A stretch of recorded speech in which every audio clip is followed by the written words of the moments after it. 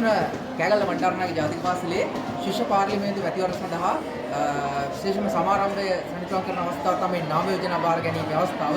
විශේෂම ශිෂ්‍ය නායක මණ්ඩල රැස් වී මේ 2023 වර්ෂය සඳහා මේ පාර්ලිමේන්තු මැතිවරණ පැවැත්වීමට සාකච්ඡා කරගත් දිනදා සිට නාම යෝජනා පත්‍ර පාසලේ ගරු විදුහල්පතිතුමිය ඒ වගේම ශිෂ්‍ය පාර්ලිමේන්තු කමිටුවේ සමාජිකයන් එක රාශිලා සාකච්ඡා කරලා දින සටහන් කරගෙන දින තබාගෙන අද දින මේ නාම යෝජනා බාර ගැනීම කටයුතු සිදු කරනවා. විශේෂයෙන්ම මෙම නාම යෝජනා බාර ගැනීම සඳහා මේ මොහොතේ අපේ නාම යෝජනා බාර ගන්නා මධ්‍යස්ථානට පැමිණලා තිනවා 7 අංශයේ අසපදානතුමිය උදාරි ගුරු මහත්මිය.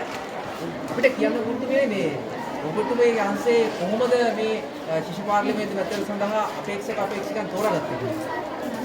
අපේක්ෂකයන් තෝරගත්තේ ඇත්තටම බැලුවා අපි නායකත්ව ගුණාංග කොහොමද කියලා ළමයිගේ සමාජයේ ළමයි දායාද කරද්දී එයාලගේ නායකත්ව ගුණාංග කොහොමද කියලා තමයි ඉස්සරහට ගෙනියන්න පුළුවන් වෙන රටක්.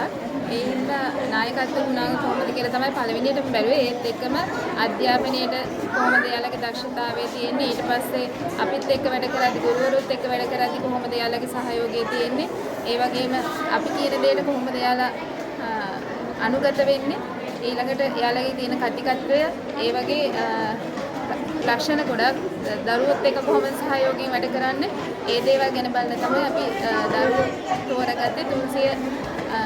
305ක් ඉන්නවා අපේ අංශයේ. ඒ 305න් ළමයි 23 දෙනෙක් අද ඉදිරිපත් කරා නාම යෝජනා බාර දුන්නා.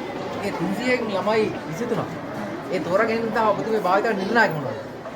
නිර්ණායක තමයි යාළගේ දරුවොත් එක්ක සහයෝගයෙන් කටයුතු කිරීම, ඊළඟට ගුරු මණ්ඩලයට දක්වන දායකත්වය, ඊළඟට යාළගේ අධ්‍යාපනික විෂයන් සඳහා ලබාගත් ලකුණු, ඒ වගේම පන්තියේ කොහොමද කාර්යයන් වලට දක්වන දායකත්වය, ඒ දේවල් තමයි අපි නිර්ණායක විදිහට භාවිත කරන්නේ.